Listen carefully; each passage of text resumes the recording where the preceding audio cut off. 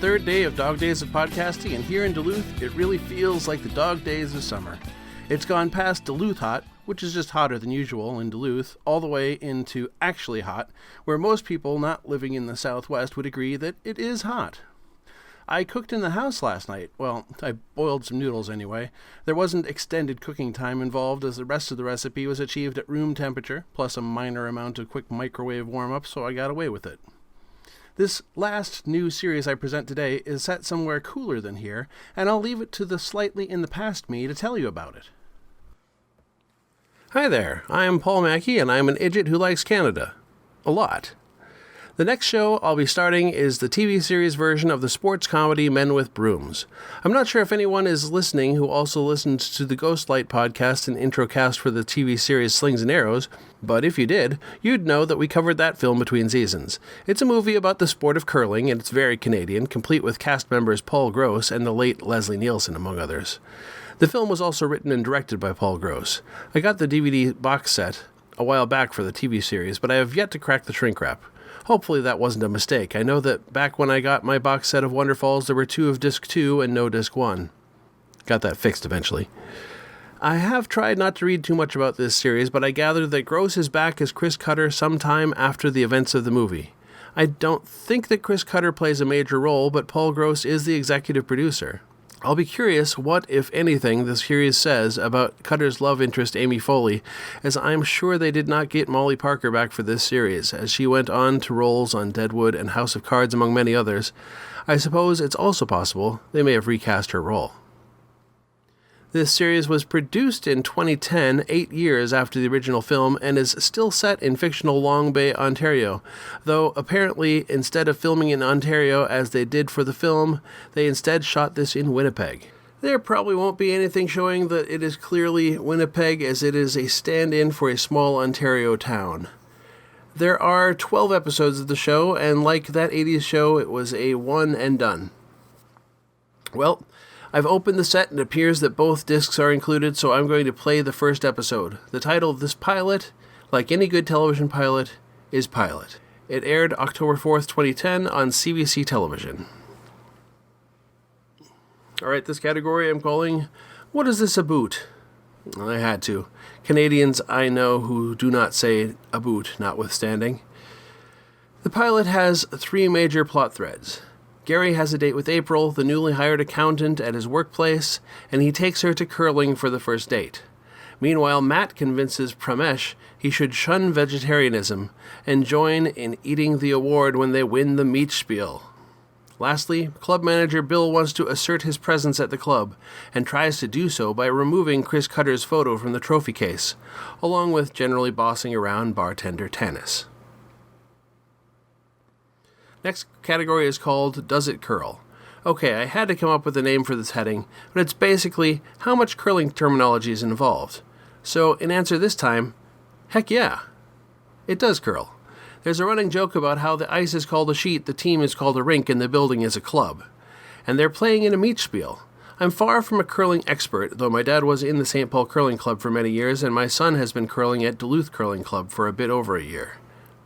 A curling tournament is called a bonspiel, and sometimes they're just named for their host club location. Sometimes they get a bit creative. Last year, my son curled in the Two Harbors Waffle Spiel.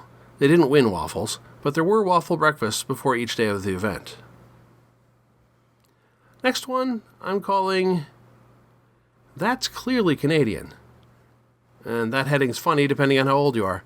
I didn't notice anything that was solely Canadian to point to aside from the setting and national flags and Paul Gross.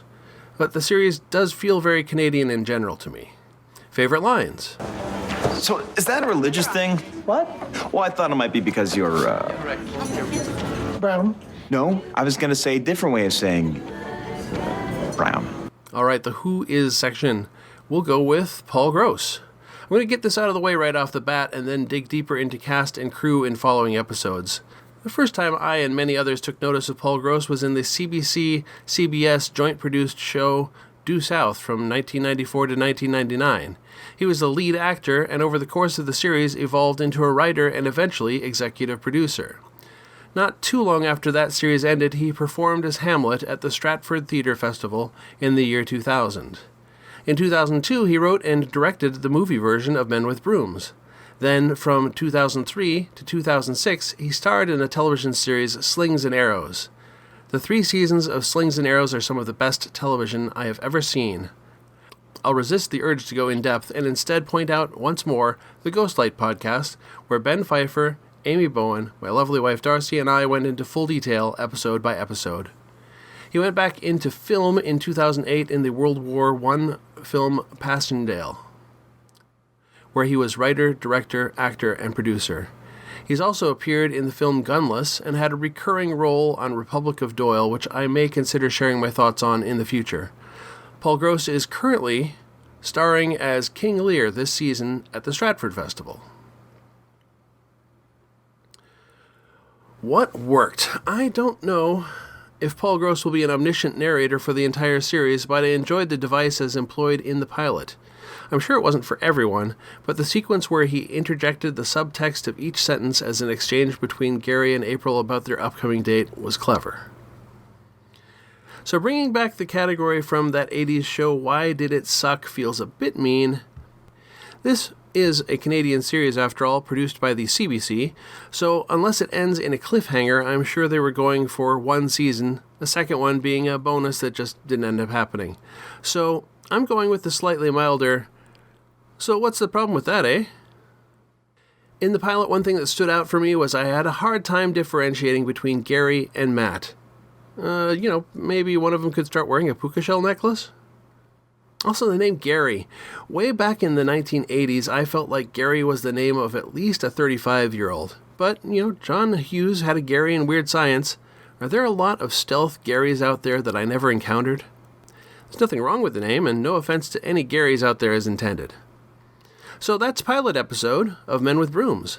I hope you enjoyed my thoughts, and I will return soon with the next episode, Big Changes. Happy hunting!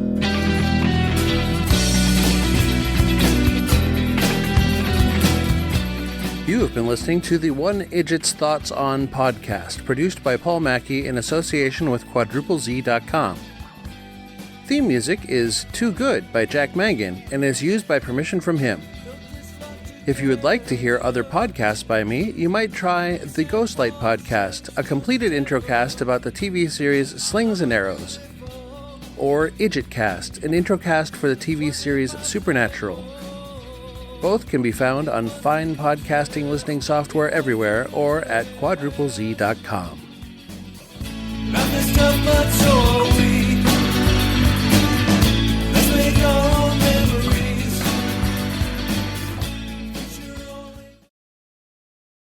Is a donut shop clearly Canadian? I mean, not really, but it still kind of is, right?